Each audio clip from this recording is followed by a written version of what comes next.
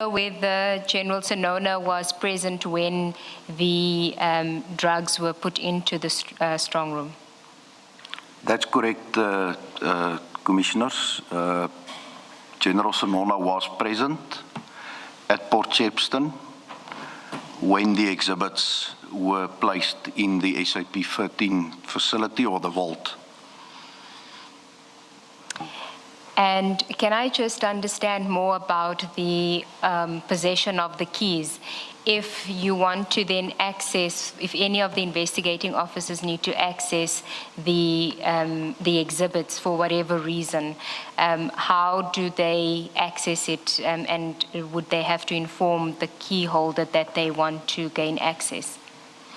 In practice, Commissioners, the SAP 13 clerk or the custodian is the only person who is allowed to open that vault and to lock it again, because that maintains obviously chain of custody and ensure that if anything goes wrong, there's for instance exhibits missing from that safe, that SAP 13 responsible person will have to account for it. Thank you, General. Then at paragraph 47. On 23 June 2021, the officers sealed the exhibits with the assistance of Port Shepstone personnel. On 24 June 2021, the officers retrieved samples from the exhibits in Port Shepstone and forwarded the samples to FSL for analysis. So the officers that's referred to here, Commissioners, is indeed Lieutenant Colonel Sabia, Warrant Officer Mpangase, as well as other officials from Port Shepstone that assisted with the process.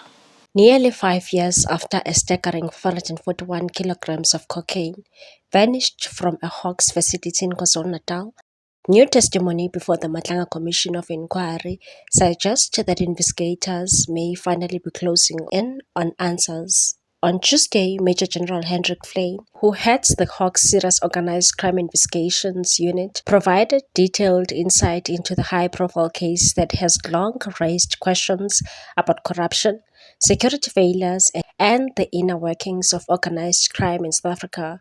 The cocaine, valued at approximately 200 million rand, was originally seized in June 2021, following intelligence about a suspicious shipment at a depot in Sipingo, south of Durban. Authorities discovered the drugs concealed inside a shipping container and subsequently moved the consignment to Hawks facility in Port Shepstone for safekeeping. However, in shocking turn of events, the entire kg disappeared just 5 months later. Flyn's appearance before the commission forms part of a broader probe into allegations of criminality and corruption linked to major drug bears. Under questioning from evidence leader Advocate Lee Sejels Ngube, Flyn painted a picture of how deeply intertwined organized crime, corruption, and commercial offenses have become. He explained that in his experience, these forms of criminal activity rarely exist in isolation, and that organized crime, by its very nature, overlaps with other forms of criminality. It cannot thrive without some of corruption acting as an enabling factor. According to Flyn, corruption often serves as the gateway through which organized crime networks operate, whether in the public or private sector. This corruption, he added, is typically accompanied by financial crimes such as fraud and money laundering, further blurring the lines between different investigative categories, and that there is always that overlap. That is why we adopt a multidisciplinary and multidimensional approach to investigations, ensuring that all necessary expertise and resources are brought together to effectively address the matter. Flyn also outlined the evolving nature of his role within Hawks, noting that his responsibilities are now largely strategic rather than operational. Since assuming his current position on 1 September 2024, he has been tasked with maintaining national policy and standards within the serious organized crime investigation component, while also overseeing performances and providing guidance on complex cases. His office, he explained, has the authority to step in when provincial units face challenges or lack the necessary capacity, and that it is not unusual for us to take over or oversee investigations. In cases where there are difficulties or resources constraints, we ensure that the investigation continues effectively at a national level.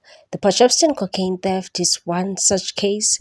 Flynn confirmed that the investigation was transferred to his unit shortly after the burglary in 2021, although it initially fell under oversight of Major General Kana, who retired in August 2024. Before that, local detectives in Potchefstroom had handled the matter in its earliest stages.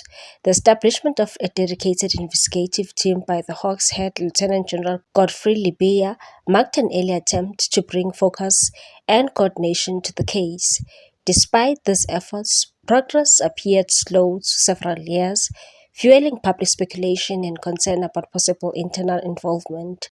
Flynn acknowledged that significant progress has been made since he took over, though he stopped short of attributing this directly to his leadership.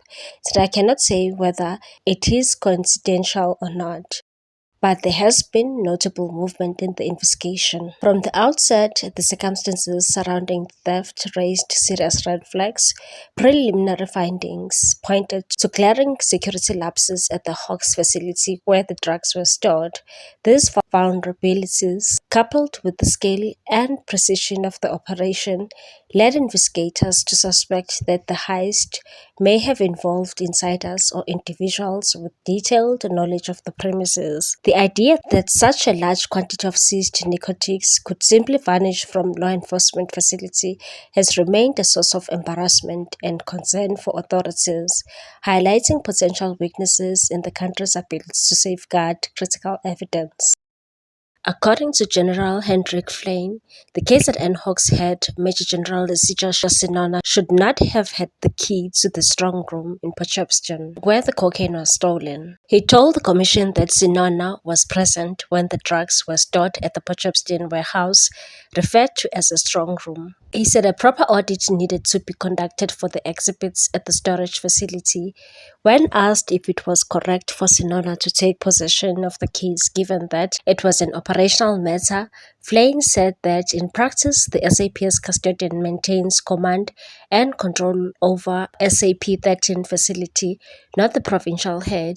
He testified that in instances where the exhibit was left at Isipingo after being booked in, the station commander would have been responsible and the SAP 13 clerk would have ensured it was kept under lock and key. He said that the moment the DPCI booked the exhibit in and immediately booked it out, they assumed responsibility for it. He added, however, that the drugs were lawfully removed from the Isipingo police station. He said ordinarily, a key holder would have to satisfy themselves about the exhibit in warehouse. Flynn said Sinona was present when the exhibit was placed in the SAPS 13 facility or the vault. What's your take on this one, people? Thanks for watching. Please subscribe for more news.